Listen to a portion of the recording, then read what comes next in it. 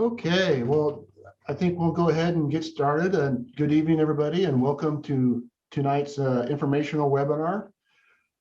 Tonight, we're going to be talking about the challenges facing our homeless youth in our school system and the history and development of North Thurston Family and Youth Resource Center that provides support and services to our homeless youth and family.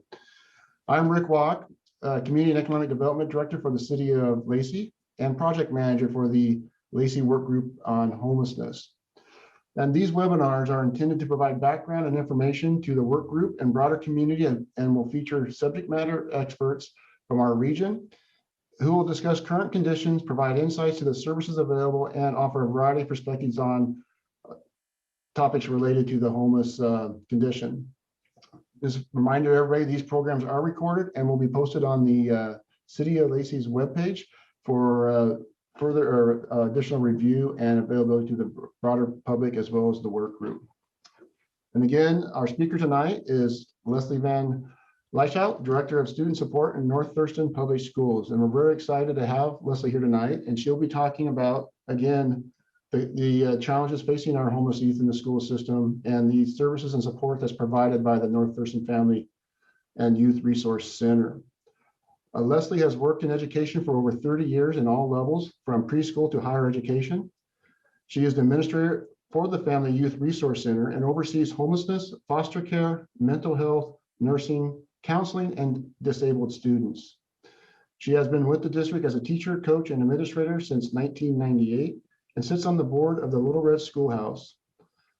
She is also a Golden Apple Award winner and has been a national speaker and published author on standards, assessment, and teacher evaluation. And she really the advocacy for the marginalized and disenfranchised child. So again, welcome, Leslie. We're really excited to have you here tonight. And I know there's going to be a lot of interest in this topic. And so again, thank you for being here.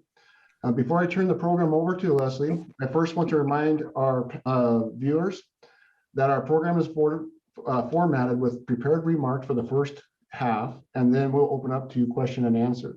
And again, please submit your questions through the chat feature on the webinar program. Then we will go through and moderate those questions to Leslie so she can respond to them. There may be some questions we might not have time to get to, but we'll follow up with written responses to the work group members.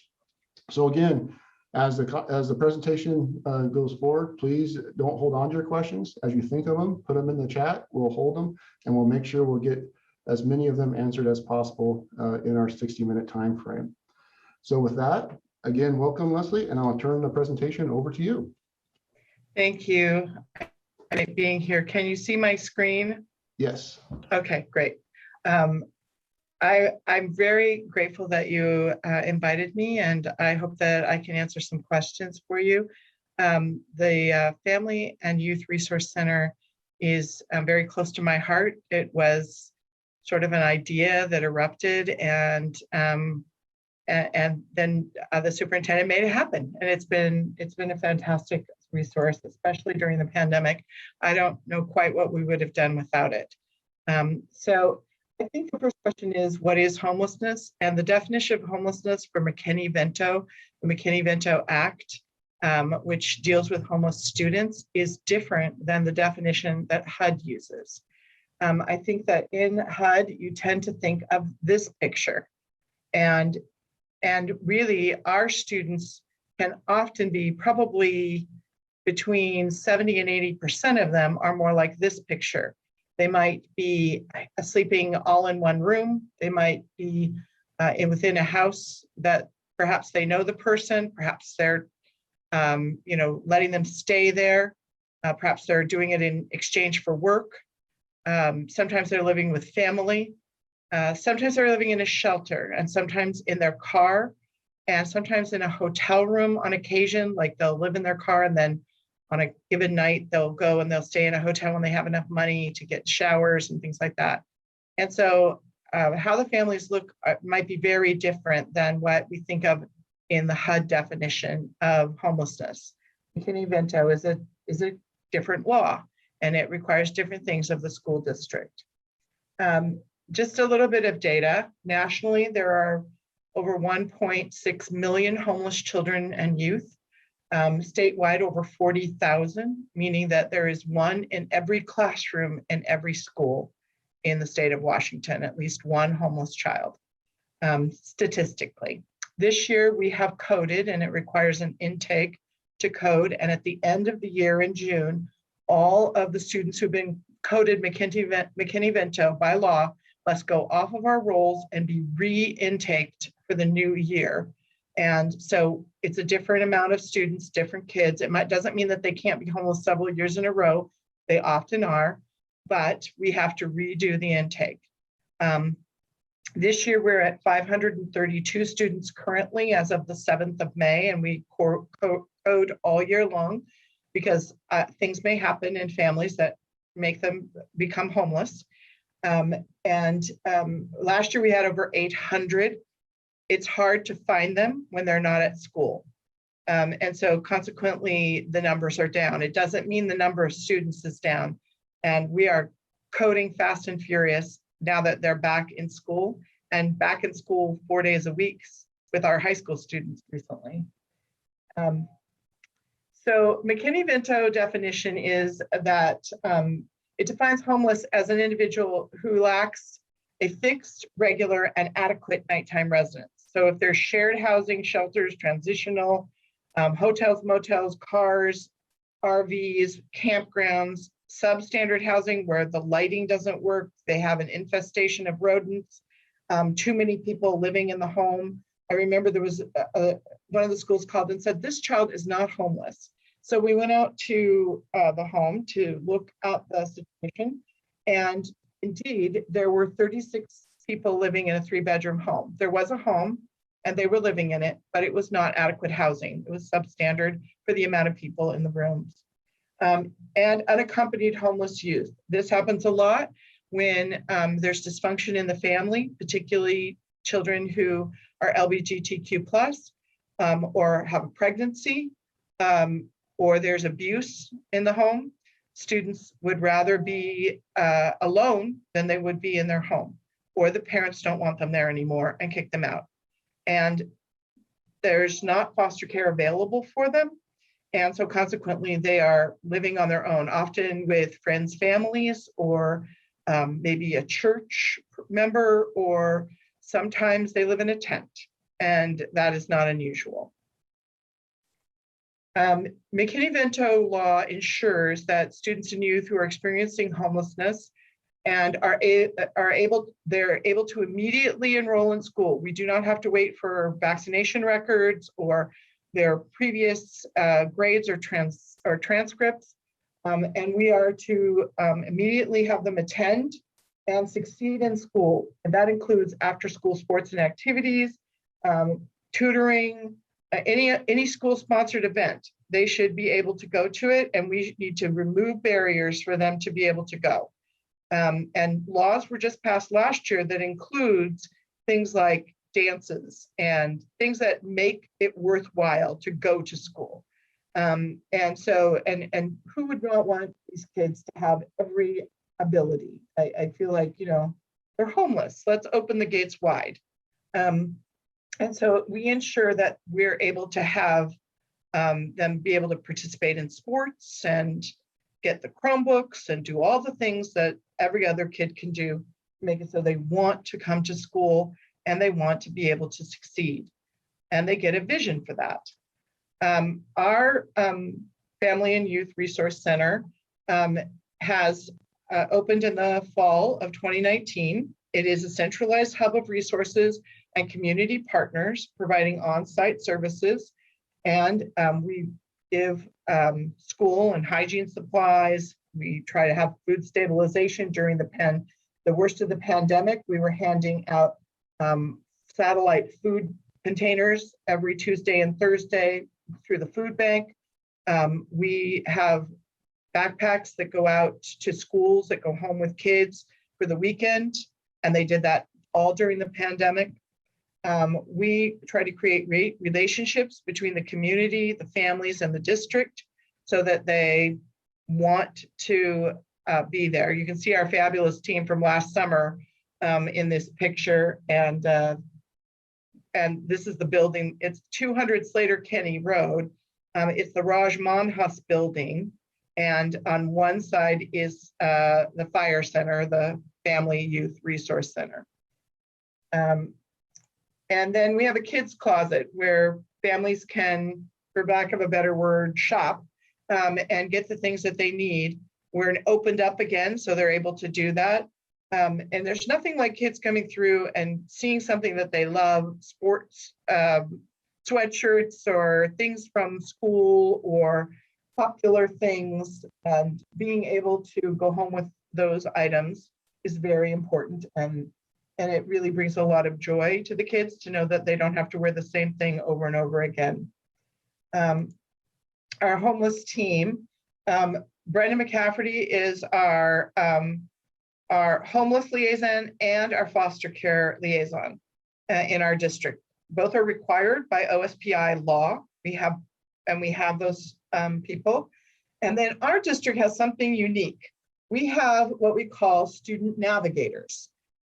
They are, and you can see three of them here, Deanna East, Lauren Griffiths, and Jennifer Gould, and they are amazing individuals. They work in the school 4 days a week, full-time in the high schools, and then 1 day at the fire center to help families that come in. They make relationships with the students, they work with the staff at the schools, and they try to break down all those barriers and do away with the stigma of the situation and help them to be successful. We work a lot with the seniors to get them both graduated and into both 4-year, 2-year colleges, trade schools, and military, as well as in the job market. And kids we want them to follow their dreams. We want them to have success. By doing this work, we avoid years and years of homelessness for these students. And it is it has been a real blessing in people's lives. We do a survey for our grants, which we have from OSPI on McKinney-Vento, that pays for these 3 navigators, as well as our Title I funds. And so consequently, we have a lot of data about how important this work was. Kids say things like, without this, I wouldn't have gone through. If I hadn't had Miss East, it wouldn't have happened for me. I wouldn't be going to college. And that is real progress. In the last 5 years, we have gone from 44% 4-year graduation rate to 87% 4-year graduation rate. That is 28% higher than the state average. And I have to say that OSPI agrees with me, you have never seen in education, sometimes it takes a long time to see whether or not something works. These navigators, you could see immediately the effect they had on kids' lives. It was really important. We also have an administrative assistant, and we use translators at every single distribution in a lot of our phone calls. We have a lot of families that need translation in our district. I'm the director of student support, and I am in the center. And we have community partners that come in and work with us, and I'll talk more about them later. We have a social emotional support team that does PBIS in our district. They do tiered behavioral interventions, trauma-informed practices, and deal with adverse childhood experiences. We use 2 different curriculums. Pre-K through 5, we use Second Step, and in secondary, we use Character Strong. And this team are coaches and instructional support for our staff in putting out these important programs to children and families. We have a military support team that work out of the fire center. They build community relations. They have JBLM family advocacy program in our schools. We have what are called MFLACs, they're mental health professionals that work with DEERS eligible students. And we have a healthcare clinic at River Ridge High School for military families as well.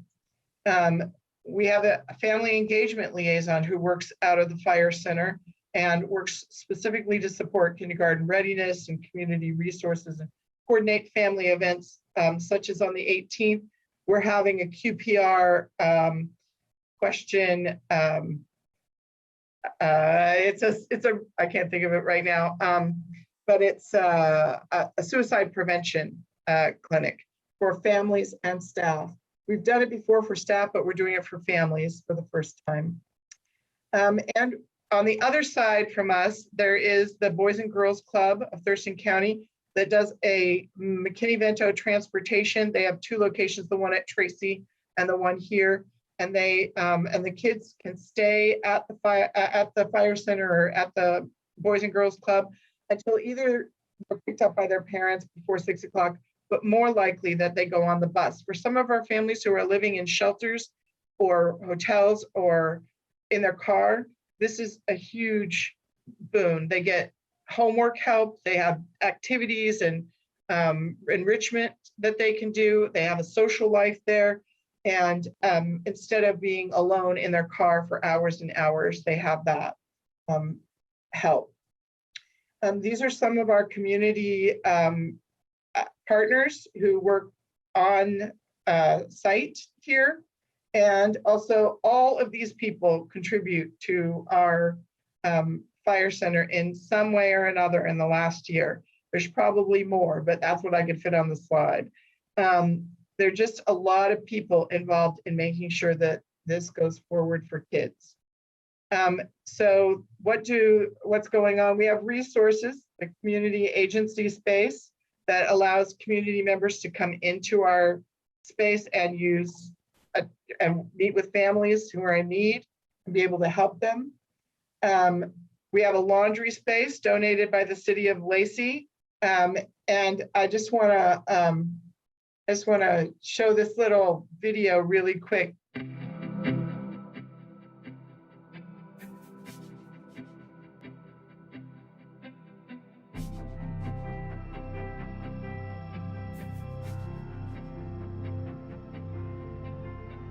We are open every Tuesday from 9 a.m. to 11 a.m. and we provide families with some of those basic household needs. So paper towels, toilet paper, dish soap, laundry soap, and we also get some other donations of a variety of things that we'll hand out as well.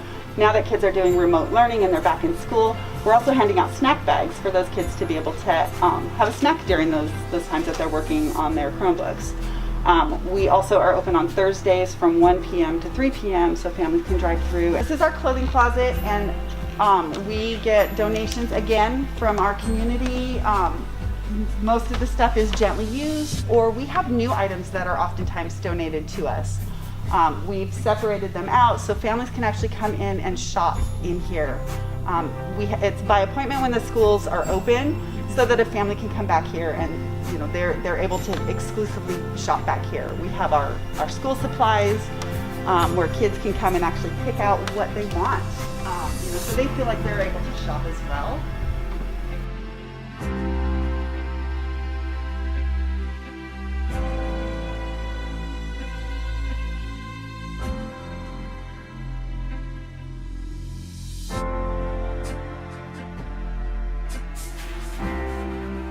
Many of these partners that we have, if we have a need that is not something that we have, we can call them and they will make sure that item is collected.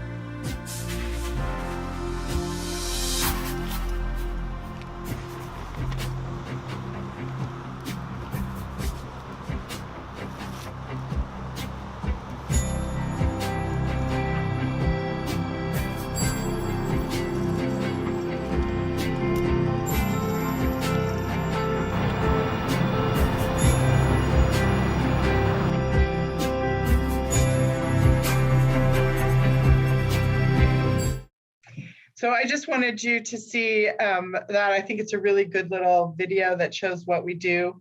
And particularly during the worst of the pandemic, it was really important to have that space. But now we're doing it just the first Thursday of the month, the drive-through. The rest of the time we're open. We're open during that too, but you can drive through. And there was a lineup all the way around on that Thursday. So it's still an important piece of what we're doing. So the challenges we see, there were some questions that were sent to me. Challenges we see are homeless families and youth facing. there is no help really until they are already homeless, and that's often too late, particularly for families with children. The emotional scarring and the trauma has already taken place, and it's very hard to get back into housing once you're out. Finding low-income housing is almost impossible for a family with any amount of children at all, and they're unable to rent if they've ever had an eviction or if they don't have an adequate income resource. So if they're not making 3 times the rent, if the rent is $1,800, 3 times the rent is quite a bit, and trying to find any place that's less than $1,800 when you have 3 children, and under HUD law, they can't have more than 2 children in a room. And so they can't rent a place with enough. The one thing I didn't put on here that I think is a real challenge is the unaccompanied youth. They don't have the right to even rent a place. They're not 18. They can't sign a lease. They have nowhere to go, nothing to do, and there's no foster care families for them. And they are all by themselves trying to work that out. We are currently working with Together and some other partners to attempt to do a host home project that would start in January of 2022. I'll cross my fingers. I have a thing to go to on Thursday on that, but it's really the only opportunity we have, and to really help those kids who are under 18. And mental health of adults. A lot of times the issues are that the adults, the parents, sometimes have mental health issues, and that can be a real detriment to being able to get into a housing. And sometimes it's a co-occurring disorder where they're self-medicating their mental illness with some sort of substance, and that what people say is, well, they have a drug problem, but it's really a mental health problem that hasn't been dealt with, and they're trying to deal with it on their own. The challenges we face trying to support them, the number in our workforce versus the number of homeless students there's a lot more students than we have people to take care of them. And we are very fortunate in our district. We have put money toward mental health. We have 11 full-time mental health, 1 in each of the high schools, and as well as in all of our elementaries and middle schools. And so just the number of people versus the number of kids, we have almost 15,000 kids in our district. And helping them prior to becoming homeless. That's a big challenge that we are facing every day, to make sure that every family has what they need to be successful. And resources, all the different resources that might be available for a family. If you've ever looked on our website, if you go to our website, look over on your right-hand side, there it says family support, there's a little heart. And if you click it, it has all these different resources, from childcare and mental health to food instability and housing. So we really have tried to make people aware of our resources, but it is challenging to put the resources in the hands of people in the language that they speak and have them be able to utilize them. Somebody asked what our critical needs are. We put on our website every week, we update it. The red ones, I just pulled this off last week in preparation for this, and the red ones are always the ones that are in most need at that moment, and we change that every week. So there's lots of things that people can do, but sometimes it's not a question of having that resource. So, questions?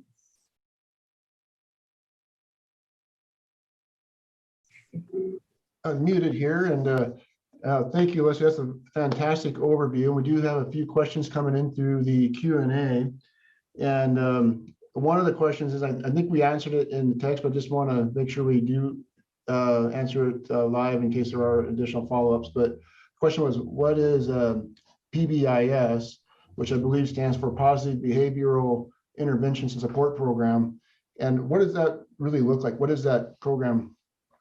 Great. Yeah, PBIS is Positive Behavioral Intervention and Support. It is a framework where there is a matrix of expectations that schools create with the staff and students. So it might be, you might know this if you've been by a school where it says, be responsible, be respectful, be your best self or whatever. And those big topics are then put into expectations in different areas. So how are you responsible in the cafeteria? And how are you responsible in the classroom? And these are taught specifically, authentically taught to students at the beginning of each year. And then after every major break, or if there's a breakdown in understanding, and students have to, how would they know what the expectations are if we don't tell them? And so it is a framework, not a curriculum, whereas social emotional learning, or SEL, some people call it SEL, is a curriculum that we utilize in all the different grade levels. Great, thank you. And the next couple of questions have to deal with maybe a little bit safety, and especially for unaccompanied homeless youth. The question is, are parents held accountable for their safety by the state of Washington or some other government agency? And I think what that's getting to is one, how do you know, what is that mix of families versus unaccompanied youth, and are there different dynamics there, and what is that oversight or safety for them? So I'm not responsible for determining when kids should be with their parents and when they shouldn't be. That's for CPS to determine. I'm not responsible to make sure that runaway students go back to their parents, because there's usually a reason why they ran away. What I am responsible for is removing barriers for kids who are not living at home with their parents. What the responsibility of parents are, that would have to be something that courts and law enforcement would have to take care of. It is not something, we do not report families to CPS for being homeless, ever, because that is not necessarily a poor parent. It's a poor situation. If a child is away from their house for even one night, they are considered an unaccompanied homeless youth, because at any time, so if somebody says, you can't do that in my house, you get out, I don't want to see you, and the kid leaves, then even if they come back a day later or 2 days later, they are an unaccompanied homeless youth for the rest of that year. Okay, thank you, and you know, that touches upon too that simple versus a complex lens of the issue is, well, if they're unaccompanied, how do you reunite them with their families? But then again, there are dynamics involved that there may not be reunification, and so trying to work through those issues, and that is something that does come through, you know, the CPS and other resources, not directly to the school district or local government. Thank you. This next question too is with you know, partnership with the Boys and Girls Club, and of course after school hours. The question relates to, as we're at the Boys and Girls Club, do they have the same safety protocols there as in the school district? And the example is being, just lost the question here. Is that like the internet access is the same filter net access that they have at the school, the same type of parameters, or is it the different rule set?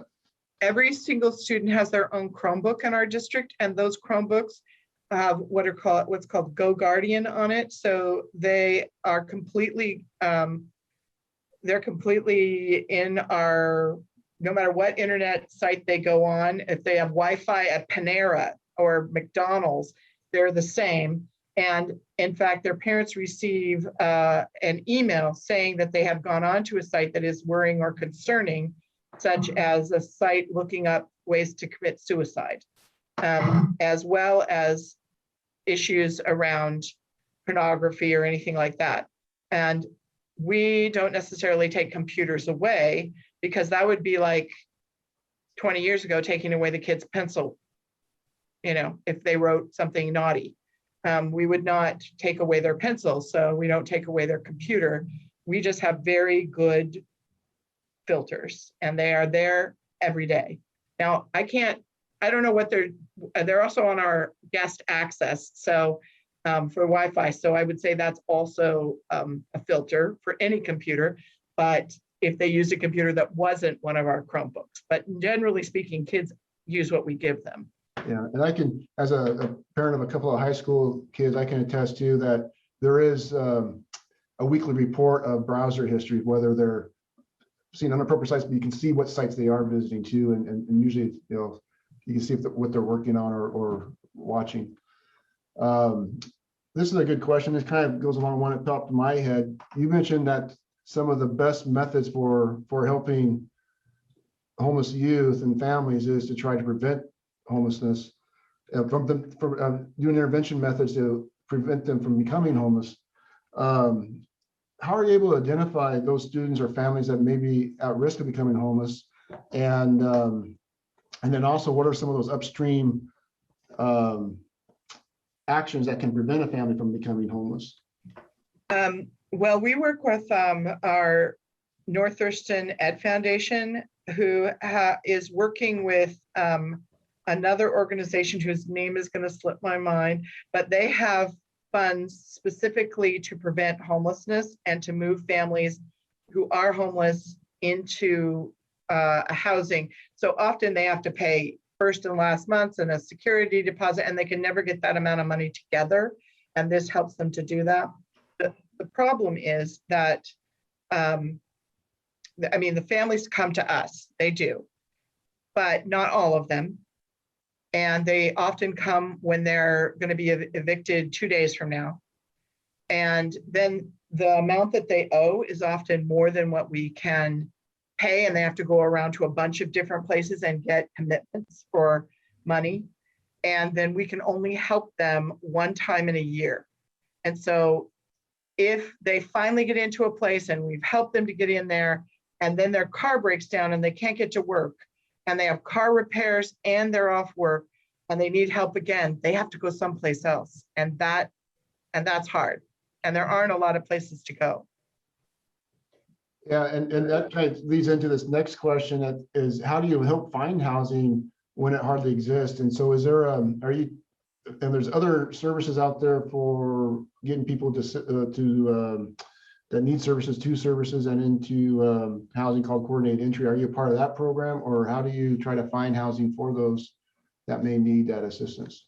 Well, there's the coordinated entry program takes time and is run by a government agency, and who grants it to different organizations. The school district isn't part of that.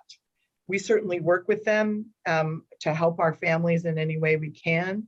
And there's another organization that helps families when they finally get into housing, like how do you set up your house? How do you have a toaster? And, and they help with those kinds of things. So we are constantly partnering with a bunch of different organizations, but honestly, we're a school.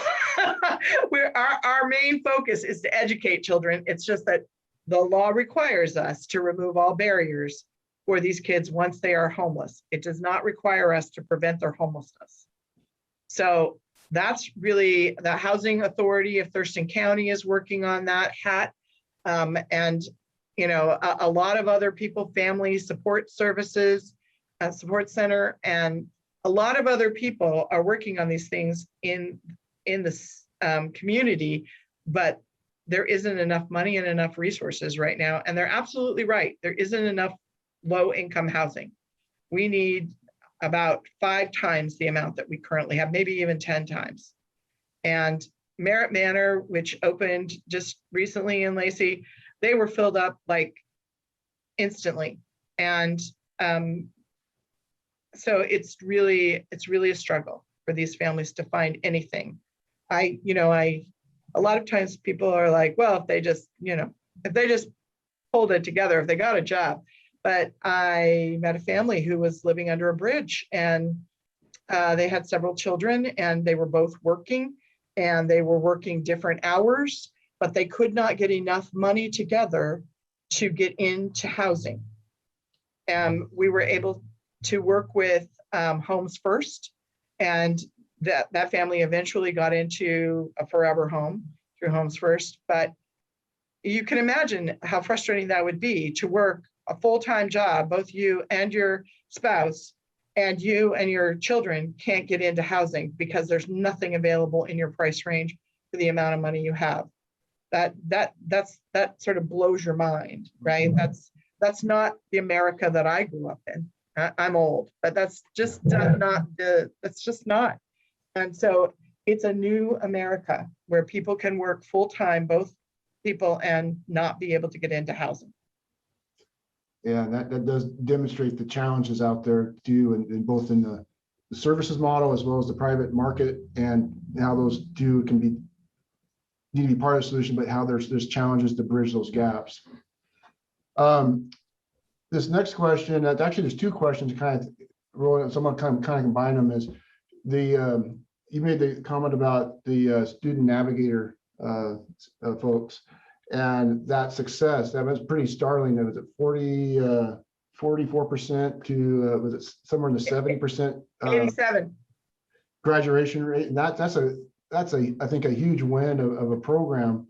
But the question is how many more navigators would you see you would need, and what role can you describe a day that they would spend trying to provide those services to those students as they navigate through their high school curriculum? Sure. What I would like to see, one in every school. That'd be 22 of them in every brick and mortar school. I've got 3 right now that are at each of the high schools. Right now, here are some of the things they do. One day a week they spend at the fire center, where they help families who come into the kids' closet. They fill orders, they do intakes, they call agencies to try to get families in. They assist with housing through housing transportation requests and other kinds of things. They also are in the schools where kids come in, and sometimes this is very time intensive because kids need to tell their story. People need to tell their story. It is not unusual for families to come in, particularly domestic violence families, to come in, and they need to unburden themselves with their story. And it is the compassionate and correct thing to do to listen to them, and to be thoughtful in that listening. And then as you're listening, thinking about the things that you're going to do to support them and remove the barriers. And then when they have set it all out, then you can start. But you have to start one little thing at a time, because these kids don't trust you. They don't know you. Adults have let them down in their life, and they're not sure they want you. And now they've told you their story, and they're just not sure about you, and they're going to see. So you do one little thing with them. And when that's a success, they come back, and then you do one other little thing. So it might be that they come to you because they don't have enough food, and they leave with food. Maybe they come in because they need their birth certificate in order to be able to get to the job, and their parents won't give them their birth certificate. That's a common problem. And so then we get on the internet and we order their birth certificate for them. Maybe they need to get a Washington ID, and they have their birth certificate, but they don't have their Social Security card. So how are we going to get it? Maybe they need immunizations. Whatever it is, we do they came in for one particular reason. Then once we have established the relationship, we begin to say things like, I wonder if you're on College Bound. Let's check and see if your counselor signed you up for College Bound. Oh, you are? Well, then you could go to college for free.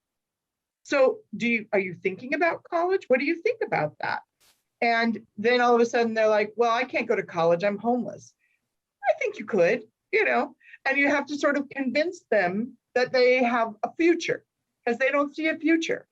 And then you work on that future. And then pretty soon you're like, well, what about a job? Are you thinking about, you don't want to go to college, maybe you want a job. We talk about the April rush. In April, suddenly everybody's like, I think I could go to college. And then suddenly we're having to get everything together, and we have to do their FAFSA and help them. Maybe they need food stamps, so we help them walk through the food stamp system. Maybe they need to be navigated into medical needs. We do that for them. anything that you can imagine that these kids need, we do them to break down. Maybe they just need a pair of shoes. Maybe they want to go to the dance, and that's how we find out. Maybe they need athletic shoes for a sport they want to go out for, and they can't afford them, and they don't know what to do. And the coach is like, you got to get them. You got to have them tomorrow. And so they go into the navigator, and then all the story comes out, but they end up with shoes. So then they come back. Wow, it's a fantastic program and a lot of good work that's being done. It's interesting, and we talked a little bit before the webinar started too, is just the changing roles of various arms of local government. Not only the school district and what you're doing in terms of primary education, but then you have all these other things because you're on that frontline interface. And we've talked about it with the work group too, with like the city of Lacey and the police department, for example. They are now becoming that frontline interaction point, and then we built a community resource unit. So this next question I have is, it was working primarily with North Thurston Public School staffing, and your role there is really to reduce those barriers for all students to be able to go through the school curriculum and succeed. And you have other services that are outside in that connection point.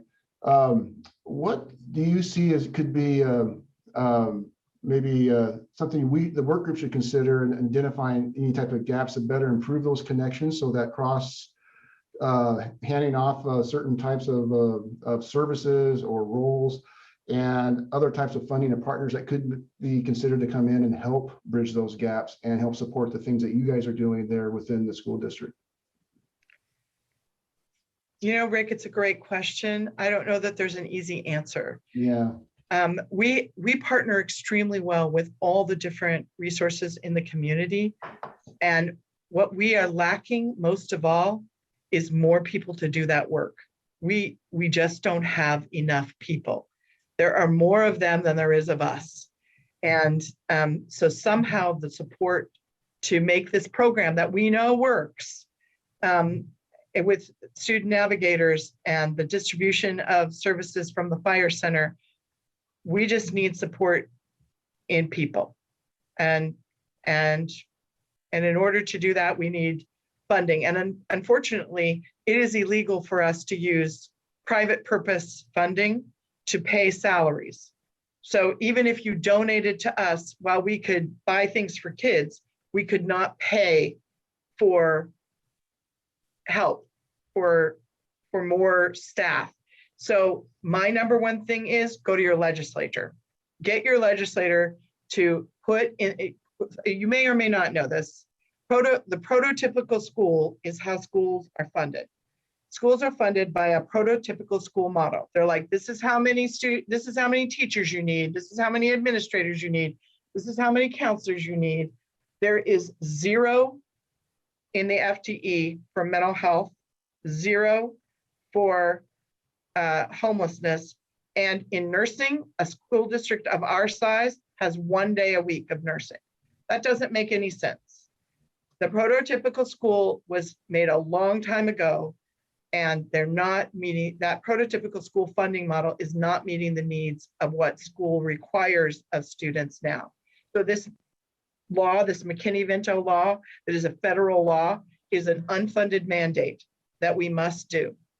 And our district, other than my salary, and homelessness is one of 15 things I do, all the other salaries either come out of Title I, set aside money for homelessness, grants from McKinney-Vento, and everything that we give out to families is a donation from either private individuals, organizations like Building Changes, and most of all, our Ed Foundation, the North Thurston Education Foundation. They are the ones who really make the difference in kids' lives. Certainly Little Red Schoolhouse gives us stuff. I mean, those kinds of things. But what I'm saying, and you saw all the partners, we have many partners who give us things, but they can't give us people. And we need the prototypical school to reflect the need for people to work with kids who are in housing crisis and unstable housing. And that requires everybody to call their legislator and make it happen and not let go of that until it does happen. I don't think cities should be trying to take care of this by themselves. The legislation has to come through. Yeah, very good point. And, as you talked about the day in the life of that student navigator role, how much time is building that relationship? And we've heard that similar theme in other presentations, like before, our service providers that are going out to encampments. You got to build that trust.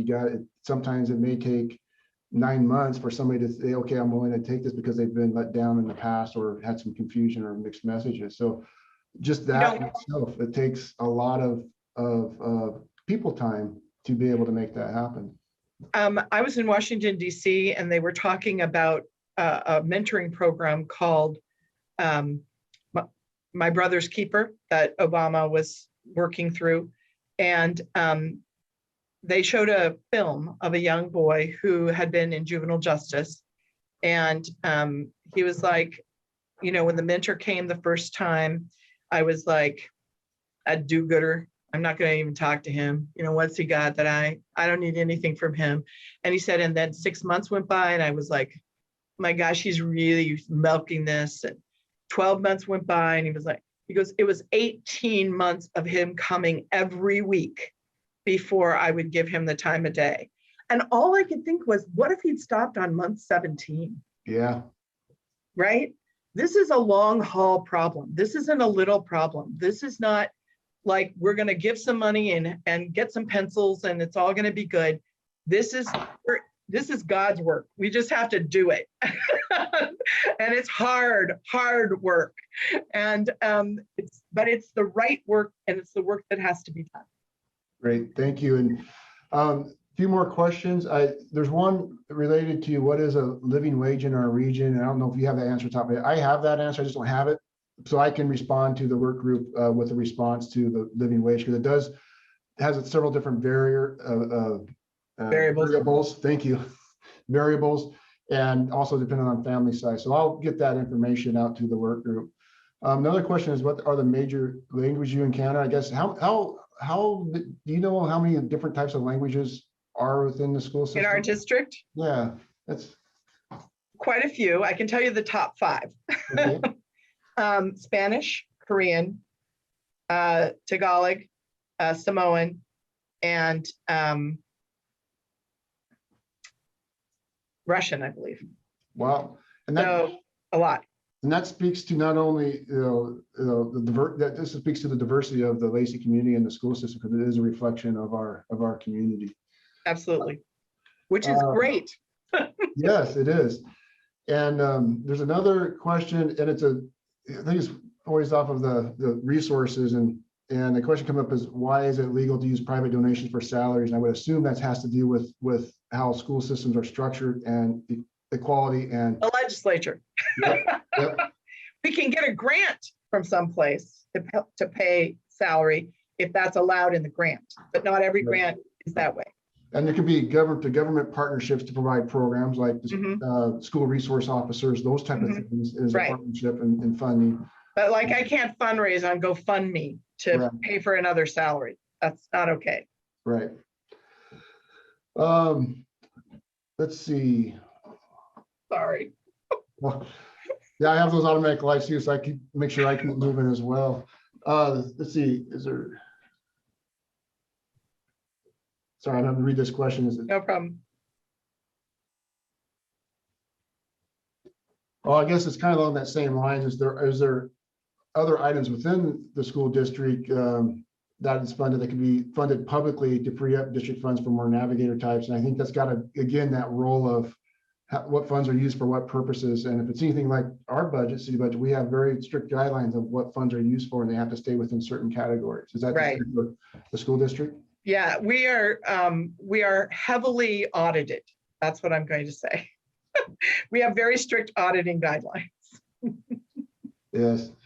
And I'm down to kind of our last question, and it's kind of going back to this fantastic resource center that's been developed and construction. that Family Resource Center, and it hasn't always been there. That's fairly new. I want to say 4 or 5 years is when it was. No, we opened in September of 2019. See, that's what the problem with the COVID pandemic. My time horizon has got pretty skewed, but I know that's fairly recent. And can you kind of talk about how that came to being at that resource center, and then also where it's located, so in case people want to stop by and provide, get services or provide donations? So I was in this role, and I was trying to find ways to help families, the same kinds of barriers that we're talking about tonight.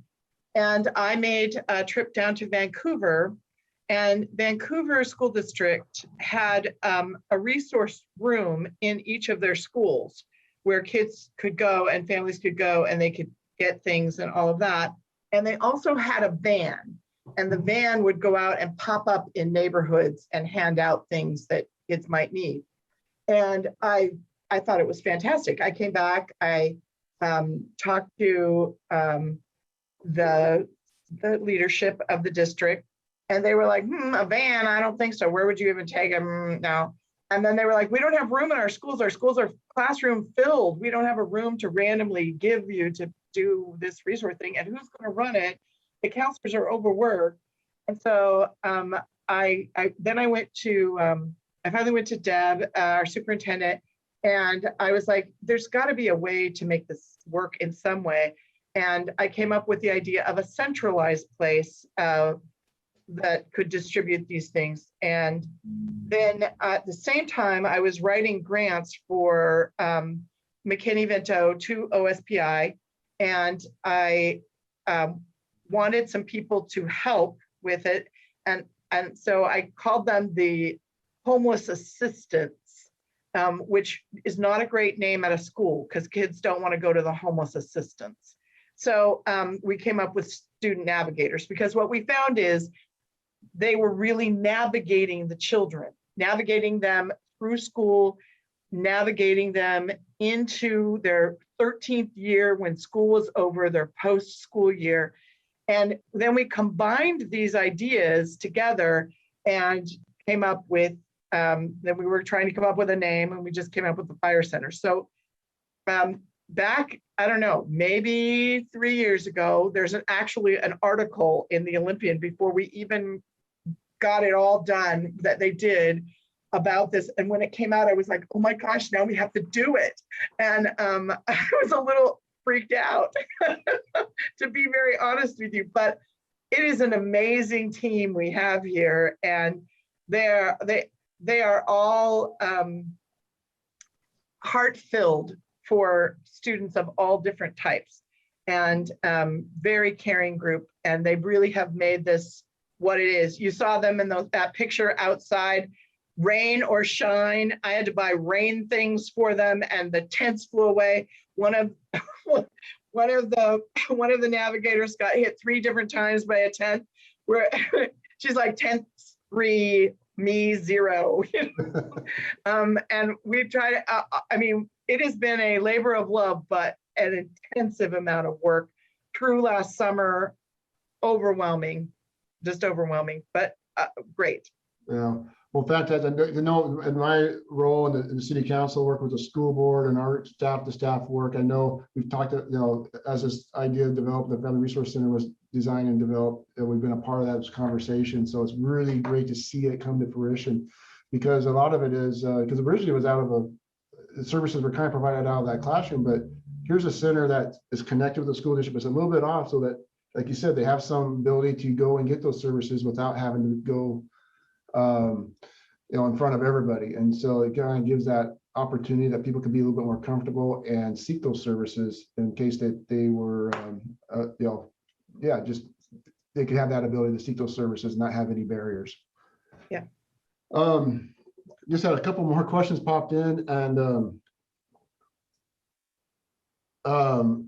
it's, I believe it's related to, it kind of goes back to what you talked about earlier, there's very some limited roles you can do, but it's related to as a resource in school where the children and families can receive family or individual counseling.